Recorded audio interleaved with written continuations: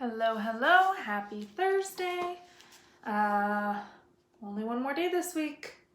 I don't know about you, but I am getting tired of this rainy weather. I don't know if you're having the same weather in Seguin, but I'm ready for the sunshine to come back out. Alrighty, today we are on chapter 6. We ended yesterday at Diagon Alley. They went shopping for all of his supplies, and at the end, Hagrid drops him back off at the Dursleys' house and tells him the 1st of September he needs to go to the King's Cross station, and then he'll head to school. So, chapter 6 today, the journey from platform 9 3/4. Harry's last month with the Dursleys wasn't fun. True, Dudley was now so scared of Harry he wouldn't stay in the same room, while Aunt Petunia and Uncle Vernon didn't shut Harry in his cupboard, force him to do anything, or shout at him. In fact, they didn't speak to him at all. Half terrified, half furious, they acted as though any chair with Harry in it were empty. Although this was an improvement in many ways, it did become a bit depressing after a while. Harry kept to his room, which was with his new owl for company. He had decided to call her Hedwig, a name he had found in A History of Magic. His school books were very interesting. He lay on his bed reading late into the night, Hedwig swooping in and out of the open window as she pleased. It was lucky that Aunt Petunia didn't come in to vacuum anymore, because Hedwig kept bringing back dead mice. Every night before he went to sleep, Harry ticked off another day on the piece of paper he had pinned to the wall, counting down to September the 1st. On the last day of August, he thought he'd better speak to his aunt and uncle about getting to King's Cross Station the next day, so he went down to the living room, where they were watching a quiz show on television. He cleared his throat to let them know he was there, and Dudley screamed and ran from the room. Uncle Vernon? Uncle Vernon grunted to show he was listening. I need to be at King's Cross tomorrow to go to Hogwarts. Uncle Vernon grunted again. Would it be all right if you gave me a lift? Grunt. Harry supposed that meant yes. Thank you. He was about to go back upstairs when Uncle Vernon actually spoke. Funny way to get to a wizard's school, the train. Magic carpets all got punctures, have they? Harry didn't say anything. Sorry, my cat's tearing open a box. It's going to be very loud. Harry didn't say anything. Where is this school, anyway? I don't know, said Harry, realizing this for the first time. He pulled the ticket Hagrid had given him out of his pocket. I just take the train from platform 9 3/4 at 11 o'clock, he read. His aunt and uncle stared. Sorry. His aunt and uncle stared. Platform what? 9 3/4? Don't talk rubbish, said Uncle Vernon. There is no platform 9 3/4. It's on my ticket. Barking, said Uncle Vernon. Howling mad, the lot of them. You'll see. You just wait. All right, we'll take you to King's Cross. We're going up to London tomorrow anyway, or I wouldn't bother. Why are you going to London? Harry asked, trying to keep things friendly. Taking Dudley to the hospital, growled Uncle Vernon. Gotta have that ruddy tail removed before he goes to Smeltings. Harry woke at 5 o'clock the next morning and was too excited and nervous to go back to sleep. He got up and pulled on his jeans because he didn't want to walk into the station in his wizard's robes. He'd change on the train. Sorry. My cats are being extra annoying today.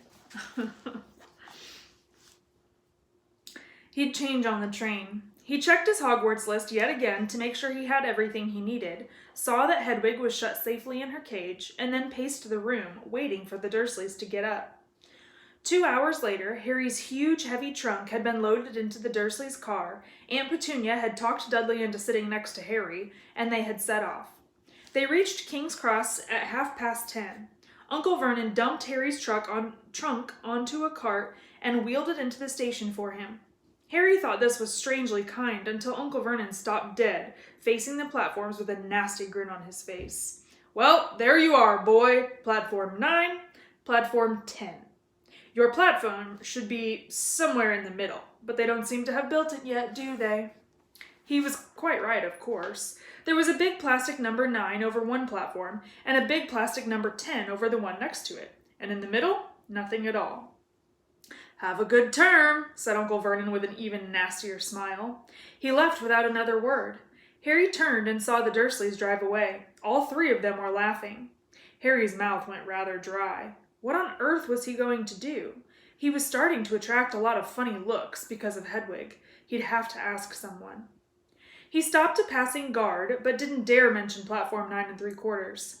The guard had never heard of Hogwarts, and when Harry couldn't even tell him what part of the country it was in, he started to get annoyed, as though Harry was being stupid on purpose.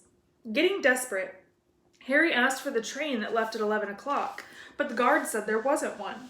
In the end, the guard strode away, muttering about time wasters. Harry was now trying hard not to panic. According to the large clock over the arrivals board, he had 10 minutes left to get on the train to Hogwarts, and he had no idea how to do it.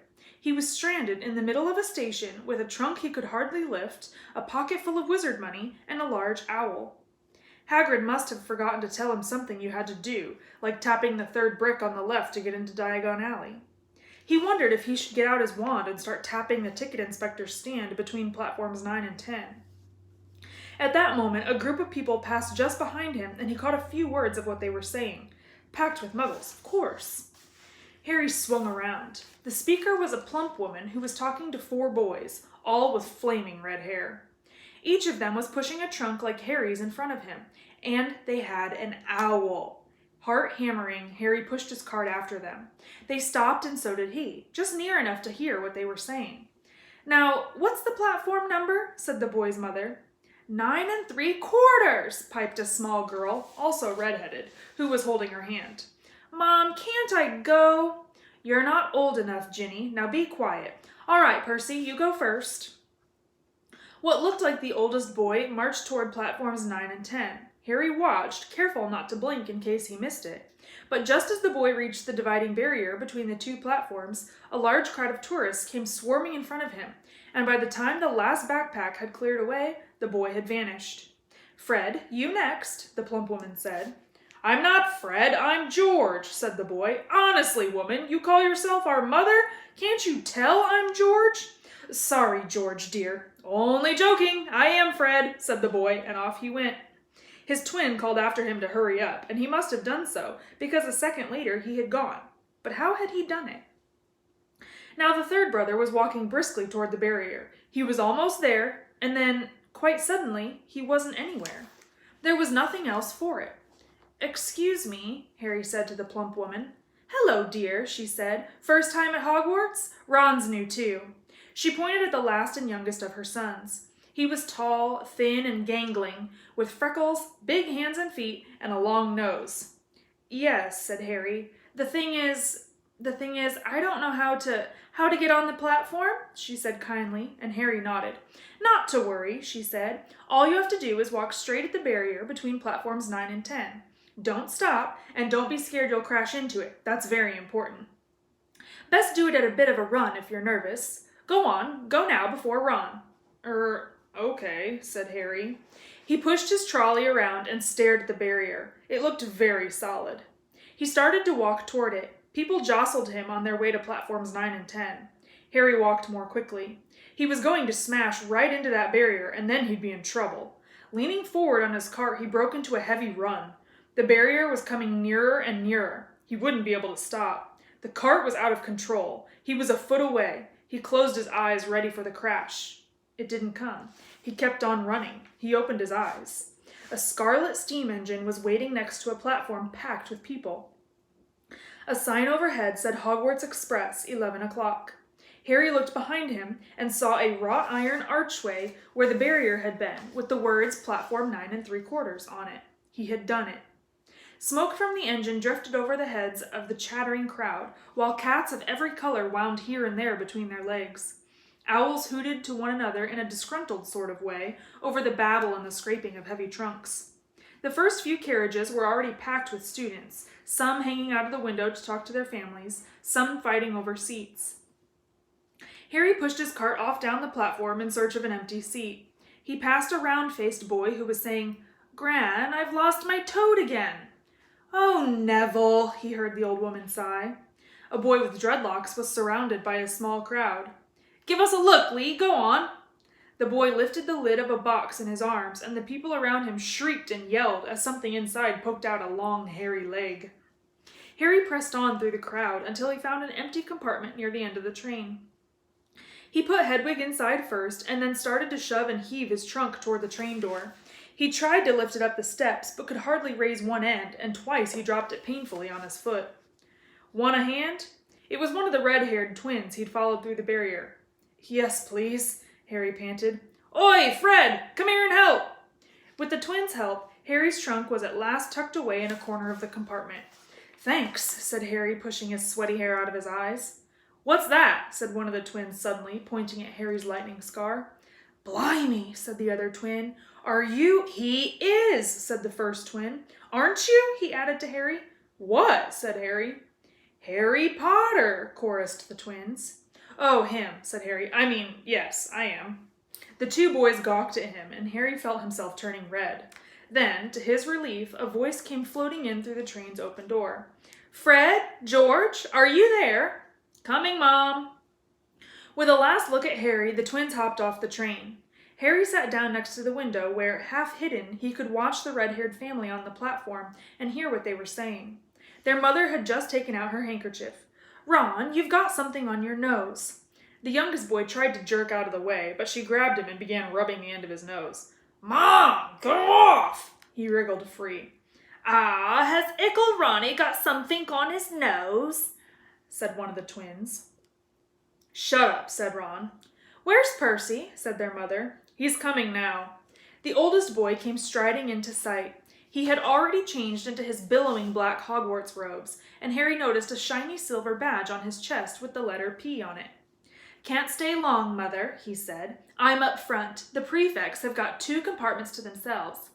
"Oh, are you a prefect, Percy?" said one of the twins with an air of great surprise. "You should have said something. We had no idea." "Hang on. I think I remember him saying something about it," said the other twin. "Once. Or twice. In it. All summer." "Oh, shut up," said Percy the prefect. "How come Percy gets new robes anyway?" said one of the twins. "Because he's a prefect," said their mother fondly. "All right, dear. Well, have a good term. Send me an owl when you get there." She kissed Percy on the cheek, and he left. Then she turned to the twins. "Now you two. This year, you behave yourselves. If I get one more owl telling me you've blown up a toilet or..." "Blown up a toilet? We've never blown up a toilet." "Great idea, though. Thanks, Mom." "It's not funny. And look after Ron." "Don't worry. Ickle Ronnykins is safe with us." "Shut up," said Ron again.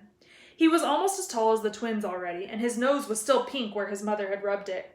"Hey, Mom, guess what? Guess who we just met on the train?" Harry leaned back quickly so they couldn't see him looking.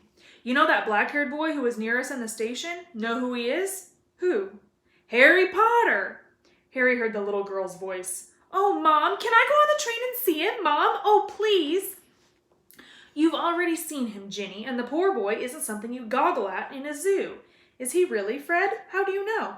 "Asked him. Saw his scar. It's really there, like lightning." "Poor dear. No wonder he was alone. I wondered. He was ever so polite when he asked how to get onto the platform." "Never mind that. Do you think he remembers what you-know-who looks like?" Their mother suddenly became very stern. "I forbid you to ask him, Fred. No, don't you dare. As though he needs reminding of that on his first day at school." "All right, keep your hair on." A whistle sounded. "Hurry up," their mother said, and the 3 boys clambered onto the train. They leaned out the window for her to kiss them goodbye, and their younger sister began to cry. "Don't, Ginny. We'll send you loads of owls. We'll send you a Hogwarts toilet seat." "George!" "Only joking, Mom." The train began to move. Harry saw the boy's mother waving and their sister, half laughing, half crying, running to keep up with the train until it gathered too much speed. Then she fell back and waved. Harry watched the girl and her mother disappear as the train rounded the corner. Houses flashed past the window. Harry felt a great leap of excitement. He didn't know what he was going to, but he didn't know what he was going to, but it had to be better than what he was leaving behind. The door of the compartment slid open, and the youngest red-headed boy came in. "Anyone sitting there?" he asked, pointing at the seat opposite Harry. "Everywhere else is full." Harry shook his head, and the boy sat down. He glanced at Harry, and then looked quickly out of the window, pretending he hadn't looked. Harry saw he still had a black mark on his nose. "Hey, Ron," the twins were back. "Listen, we're going down the middle of the train. Lee Jordan's got a giant tarantula down there." "Right," mumbled Ron. "Harry," said the other twin, "did we introduce ourselves? Fred and George Weasley, and this is Ron, our brother. See you later, then." "Bye," said Harry and Ron. The twins slid the compartment door shut behind them. "Are you really Harry Potter?" Ron blurted out. Harry nodded. "Oh, well, I thought it might be one of Fred and George's jokes," said Ron. "And have you really got, you know..." He pointed at Harry's forehead. Harry pulled back his bangs to show the lightning scar. Ron stared. "So that's where you-know-who?" "Yes," said Harry, "but I can't remember it." "Nothing?" said Ron eagerly. "Well, I remember a lot of green light, but nothing else." "Wow," said Ron. He sat and stared at Harry for a few moments. Then, as though he had suddenly realized what he was doing, he looked quickly out of the window again. "Are all your family wizards?" asked Harry, who found Ron just as interesting as Ron found him. Yes, I think so," said Ron. "I think Mom's got a second cousin who's an accountant, but we never talk about him." "So you must know loads of magic already." The Weasleys were clearly one of those old wizarding families the Pale Boy and Diagon Alley had talked about. "I heard you went to live with Muggles," said Ron. "What are they like?" "Horrible." "Well, not all of them. My aunt and uncle and cousins are, though. Wish I'd had 3 wizard brothers." "5, said Ron. For some reason, he was looking gloomy. "I'm the 6th in our family to go to Hogwarts. You could say I've got a lot to live up to. Bill and Charlie have already left. Bill was head boy, and Charlie was captain of Quidditch. Now Percy's a prefect. Fred and George mess around a lot, but they still get really good marks, and everyone thinks they're really funny. Everyone expects me to do as well as the others, but if I do, it's no big deal, because they did it first. You never get anything new either with 5 brothers. I've got Bill's old robes, Charlie's old wand, and Percy's old rat." Ron reached inside his jacket and pulled out a fat gray rat, which was asleep. "His name's Scabbers, and he's useless. He hardly ever wakes up. Percy got an owl from my dad for being made a prefect, but they couldn't I got Scabbers instead." Ron's ears went pink. He seemed to think he'd said too much, because he went back to staring out of the window. Harry didn't think there was anything wrong with not being able to afford an owl. After all, he'd never had any money in his life until a month ago. And he told Ron so, all about having to wear Dudley's old clothes and never getting proper birthday presents. This seemed to cheer Ron up. "And until Hagrid told me, I didn't know anything about being a wizard, or about my parents, or Voldemort," Ron gasped. "What?" said Harry. "You said you-know-whose name," said Ron, sounding both shocked and impressed. "I'd have thought you, of all people..." "I'm not trying to be brave or anything, saying the name," said Harry. "I just never knew you shouldn't. See what I mean? I've got loads to learn. I bet," he added, voicing for the first time something that had been worrying him a lot lately, "I bet I'm the worst in the class." "You won't be. There's loads of people who come from Muggle families, and they learn quick enough." While they had been talking, the train had carried them out of London. Now they were speeding past fields of cows and sheep. They were quiet for a time, watching the fields and lanes flick past. Around 12:30, there was a great clattering outside in the corridor, and a smiling, dimpled woman slid back their door and said, "Anything off the cart, dears?" Harry, who hadn't had any breakfast, leapt to his feet, but Ron's ears went pink again, and he muttered that he'd brought sandwiches. Harry went out into the corridor. He had never had any money for candy with the Dursleys, and now that he had pockets rattling with gold and silver, he was ready to buy as many Mars bars as he could carry. But the woman didn't have Mars bars. What she did have were Bertie Bott's Every Flavor beans, Drubel's Best Blowing Gun, chocolate frogs, pumpkin pasties, cauldron cakes, licorice wands, and a number of other strange things Harry had never seen in his life. Not wanting to miss anything, he got some of everything and paid the woman 11 silver sickles and 7 bronze nuts. Ron stared as Harry brought it all back into the compartment and tipped it onto an empty seat. "Hungry, are you?" "Starving," said Harry, taking a large bite out of a pumpkin pasty. Ron had taken out a lumpy package and unwrapped it. There were 4 sandwiches inside. He pulled one of them apart and said, "She always forgets I don't like corned beef." "Swap you for one of these," said Harry, holding up a pasty. "Go on." "You don't want this. It's all dry," said Ron. "She hasn't got much time," he added quickly. "You know, with 5 of us." "Go on, have a pasty," said Harry, who had never had anything to share before, or, indeed, anyone to share it with. It was a nice feeling, sitting there with Ron, eating their way through all Harry's pasties, cakes, and candies. The sandwiches lay forgotten. "What are these?" Harry asked Ron, holding up a pack of chocolate frogs. "They're not really frogs, are they?" He was starting to feel that nothing would surprise him. "No," said Ron, "but see what the card is. I'm missing Agrippa." "What?" "Oh, of course you wouldn't know. Chocolate frogs have cards inside them, you know, to collect. Famous witches and wizards. I've got about 500, but I haven't got Agrippa or Ptolemy." Harry unwrapped his chocolate frog and picked up the card. It showed a man's face. He wore half-moon glasses, had a long, crooked nose, and flowing silver hair, beard, and mustache. Underneath the picture was the name Albus Dumbledore. "So this is Dumbledore," said Harry. "Don't tell me you've never heard of Dumbledore," said Ron. "Can I have a frog? I might get Agrippa. Thanks."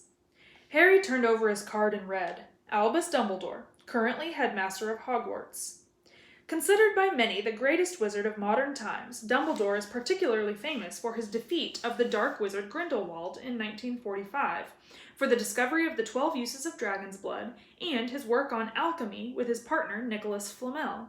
Professor Dumbledore enjoys chamber music and 10-pin bowling. Harry turned the card back over and saw, to his astonishment, that Dumbledore's face had disappeared. "He's gone!" "Well, you can't expect him to hang around all day," said Ron. "He'll be back." "No, I've got Morgana again, and I've got about 6 of her. Do you want it? You can start collecting." Ron's eyes strayed to the pile of chocolate frogs waiting to be unwrapped. "Help yourself," said Harry. "But in, the Muggle world, people just stay put in photos." "Do they? What, they don't move at all?" Ron sounded amazed. "Weird!" Harry stared as Dumbledore sidled back into the picture on his card and gave him a small smile. Ron was more interested in eating the frogs than looking at the famous witches and wizard cards. But Harry couldn't keep his eyes off of them. Soon he had not only Dumbledore and Morgana, but Hengist of Woodcroft, Alberic Grunion, Circe, Paracelsus, and Merlin. He finally tore his eyes away from the druidess Cleodna, who was scratching her nose, to open a bag of Bertie Bott's every flavor beans. "You want to be careful with those," Ron warned Harry. "When they say every flavor, they mean every flavor. You get all the ordinary ones, like chocolate and peppermint and marmalade, but then you can get spinach and liver and tripe. George reckons he had a booger-flavored one once." Ron picked up a green bean, looked at it carefully, and bit into a corner. "Blah! See? Sprouts." They had a good time eating the every flavor beans. Harry got toast, coconut, baked bean, strawberry, curry, grass, coffee, sardine, and was even brave enough to nibble the end of a funny gray one Ron wouldn't touch, which turned out to be pepper. The countryside, now flying past the window, was becoming wilder. The neat fields had gone. Now there were woods, twisting rivers, and dark green hills. There was a knock on the door of their compartment, and the round-faced boy Harry had passed on platform 9 3/4 came in. He looked tearful. "Sorry," he said, "but have you seen a toad at all?" When they shook their heads, he wailed, "I've lost him! He keeps getting away from me!" "He'll turn up," said Harry. "Yes," said the boy miserably. "Well, if you see him—" He left. "Don't know why he's so bothered," said Ron. "If I'd brought a toad, I'd lose it as quick as I could. Mind you, I brought Scabbers, so I can't talk." The rat was still snoozing on Ron's lap. "He might have died, and you wouldn't know the difference," said Ron in disgust. "I tried to turn him yellow yesterday to make him more interesting, but the spell didn't work. I'll show you. Look." He rummaged around in his trunk and pulled out a very battered-looking wand. It was chipped in places, and something white was glinting at the end. "Unicorn hair is nearly poking out. Anyway." He had just raised his wand when the compartment door slid open again. The toadless boy was back, but this time he had a girl with him. She was already wearing her new Hogwarts robes. "Has anyone seen a toad? Neville's lost one," she said. She had a bossy sort of voice, lots of bushy brown hair, and rather large front teeth. "We've already told him we haven't seen it," said Ron, but the girl wasn't listening. She was looking at the wand in his hand. "Oh, are you doing magic? Let's see it then." She sat down. Ron looked taken aback. All right." He cleared his throat. "Sunshine daisies, butter mellow, turn this stupid fat rat yellow." He waved his wand, but nothing happened. Scabbers stayed gray and fast asleep. "Are you sure that's a real spell?" said the girl. "Well, it's not very good, is it? I've tried a few simple spells just for practice, and it's all worked for me. Nobody in my family's magic at all. It was ever such a surprise when I got my letter. But I was ever so pleased, of course. I mean, it's the very best school of witchcraft there is, I've heard. I've learned all our course books by heart, of course. I just hope it will be enough. I'm Hermione Granger, by the way. Who are you?" She said all this very fast. Harry looked at Ron, who was relieved to see by his stunned face that he hadn't learned all the course books by heart either. "I'm Ron Weasley," Ron muttered. "Harry Potter," said Harry. "Are you really?" said Hermione. "I know all about you, of course. I got a few extra books for background reading, and you're in Modern Magical History, and The Rise and Fall of the Dark Arts, and Great Wizarding Events of the 20th Century. "Am I?" said Harry, feeling dazed. "Goodness, didn't you know? I'd have found out everything I could if it was me," said Hermione. "Do either of you know what house you'll be in? I've been asking around, and I hope I'm in Gryffindor. It sounds by far the best. I hear Dumbledore himself was in it, but I suppose Ravenclaw wouldn't be too bad. Anyway, we'd better go and look for Neville's toad. You two had better change, you know. I expect we'll be there soon." And she left, taking the toadless boy with her. "Whatever house I'm in, I hope she's not in it," said Ron. He threw his wand back into his trunk. "Stupid spell. George gave it to me, but he knew it was a dud." "What house are your brothers in?" asked Harry. "Gryffindor," said Ron. Gloom seemed to be settling on him again. "Mom and Dad were in it, too. I don't know what they'll say if I'm not. I don't suppose Ravenclaw would be too bad, but imagine if they put me in Slytherin." "That's the house you-know-who was in." "Yeah," said Ron. He flopped back into his seat looking depressed. "You know, I think the end of Scabbers' whiskers are a bit lighter," said Harry, trying to take Ron's mind off houses. "So what do your oldest brothers do now that they've left, anyway?" Harry was wondering what a wizard did once he'd finished school. "Charlie's in Romania studying dragons, and Bill's in Africa doing something for Gringotts," said Ron. "Did you hear about Gringotts? It's been all over the Daily Prophet, but I don't suppose you get that with the Muggles. Someone tried to rob a high-security vault." Harry stared. "Really? What happened to them?" "Nothing. That's why it's such big news. They haven't been caught. My dad says it must have been a powerful dark wizard to get around Gringotts, but they don't think they took anything. That's what's odd. Of course, everyone gets scared when something like this happens, in case you know who's behind it." Harry turned this news over in his mind. He was starting to get a prickle of fear every time you-know-who was mentioned. He supposed this was all part of entering the magical world, but it had been a lot more comfortable saying Voldemort without worrying. "What's your Quidditch team?" Ron asked.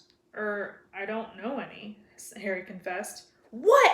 Ron looked dumbfounded. "Oh, you wait. It's the best game in the world." And he was off, explaining all about the 4 balls and the positions of the 7 players, describing famous games he'd been to with his brothers, and the broomstick he'd like to get if he had the money. He was just taking Harry through the finer points of the game when the compartment door slid open yet again, but it wasn't Neville the toadless boy or Hermione Granger this time. 3 boys entered, and Harry recognized the middle one at once. It was the pale boy from Madame Malkin's robe shop. He was looking at Harry with a lot more interest than he'd shown back in Diagon Alley. "Is it true?" he said. "They're saying all down the train that Harry Potter's in this compartment. So it's you, is it?" "Yes," said Harry. He was looking at the other boys. Both of them were thick-set and looked extremely mean. Standing on either side of the pale boy, they looked like bodyguards. "Oh, this is Crabbe and this is Goyle," said the pale boy carelessly, noticing where Harry was looking. "And my name's Malfoy, Draco Malfoy." Ron gave a slight cough, which might have been hiding a snigger. Draco Malfoy looked at him. "Think my name's funny, do you? No need to ask who you are. My father told me all the Weasleys have red hair, freckles, and more children than they can afford. He turned back to Harry. You'll soon find out some wizarding families are much better than others, Potter. You don't want to go making friends with the wrong sort. I can help you there. He held out his hand to shake Harry's, but Harry didn't take it. I think I could tell who the wrong sort are for myself, thanks, he said coolly. Draco Malfoy didn't go red, but a pink tinge appeared in his pale cheeks. I'd be careful if I were you, Potter, he said slowly. Unless you're a bit politer, you'll go the same way as your parents. They didn't know what was good for them, either. You hang around with riffraff like the Weasleys and that Hagrid, and it'll rub off on you. Both Harry and Ron stood up. Say that again, Ron said, his face as red as his hair. Oh, you're going to fight us, are you? Malfoy sneered. Unless you get out now, said Harry more bravely than he felt, because Crabbe and Goyle were a lot bigger than him and Ron.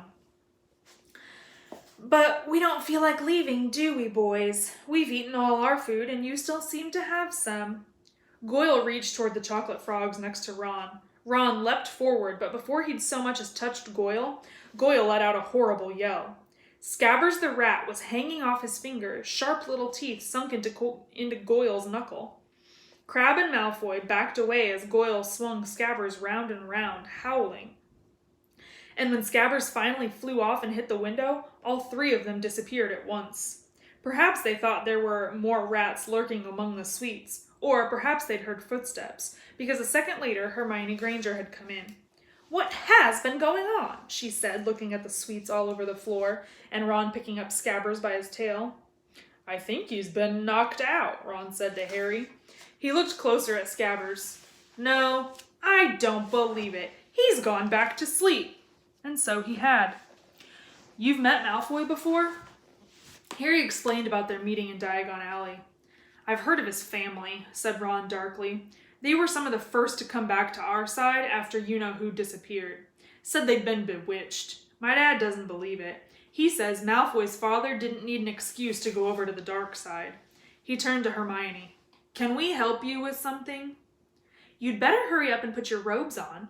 I've just been up to the front to ask the conductor, and he says we're nearly there. You haven't been fighting, have you? You'll be in trouble before we even get there. Scabbers has been fighting, not us, said Ron, scowling at her. Would you mind leaving while we change? All right. I only came in here because people outside are behaving very childishly, racing up and down the corridors, said Hermione in a sniffly voice. And you've got dirt on your nose, by the way. Did you know? Ron glared at her as she left. Harry peered out of the window. It was getting dark. He could see mountains and forests under a deep purple sky. The train did seem to be slowing down. He and Ron took off their jackets and pulled on their long black robes. Ron's were a bit short for him, and you could see his sneakers underneath them. A voice echoed through the train. We will be reaching Hogwarts in 5 minutes' time. Please leave your luggage on the train. It will be taken to the school separately. Harry's stomach lurched with nerves, and Ron, he saw, looked pale under his freckles. They crammed their pockets with the last of the sweets and joined the crowd thronging the corridor. The train slowed right down and finally stopped. People pushed their way toward the door and out onto a tiny dark platform. Harry shivered in the cold night air. Then a lamp came bobbing over the heads of the students, and Harry heard a familiar voice. First years, over here. All right there, Harry. Hagrid's big, hairy face beamed over the sea of heads. Come on, follow me. Any more first years? Mind your step now. First years, follow me. Slipping and stumbling, they followed Hagrid down what seemed to be a steep, narrow path. It was so dark on either side of them that Harry thought there must be thick trees there. Nobody spoke much. Neville, the boy who kept losing his toad, sniffled once or twice. You'll get your first sight of Hogwarts in a sec, Hagrid called over his shoulder. Just round this bend here. There was a loud, ooh! The narrow path had opened suddenly onto the edge of a great black lake. Perched atop a high mountain on the other side, its windows sparkling in the starry sky, was a vast castle with many turrets and towers. No more'n 4 to a boat, Hagrid called, pointing to a fleet of little boats sitting in the water by the shore. Harry and Ron were followed into their boat by Neville and Hermione. Everyone in, shouted Hagrid, who had a boat to himself. Right then, forward! and the fleet of little boats moved off all at once, gliding across the lake, which was as smooth as glass. Everyone was silent, staring up at the great castle overhead. It towered over them as they sailed nearer and nearer to the cliff on which it stood. "Heads down!" yelled Hagrid as the first boats reached the cliff. They all bent their heads, and the little boats carried them through a curtain of ivy that hid a wide opening in the cliff face. They were carried along a dark tunnel, which seemed to be taking them right underneath the castle, until they reached a kind of underground harbor, where they clambered out onto rocks and pebbles. "Oi, you there! Is this your toad?" said Hagrid, who was checking the boats as people climbed out of them. "Trevor!" cried Neville blissfully, holding out his hands. Then they clambered up a passageway in the rock after Hagrid's lamp, coming out at last onto smooth, damp grass right in the shadow of the castle. They walked up a flight of stone steps and crowded around the huge oak front door. "Everyone here? You there, still got your toad?" Hagrid raised a gigantic fist and knocked 3 times on the castle door.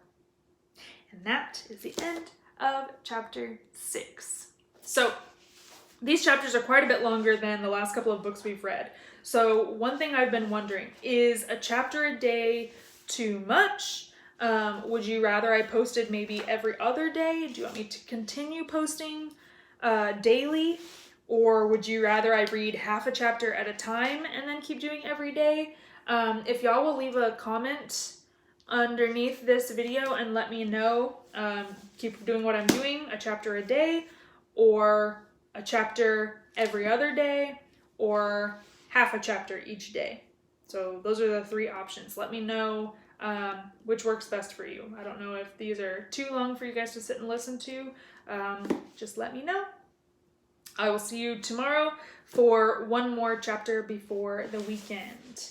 Again, if you haven't signed into Google Classroom, please go ahead and do that. We will start using that much more starting on Monday. I'll see you tomorrow. Bye.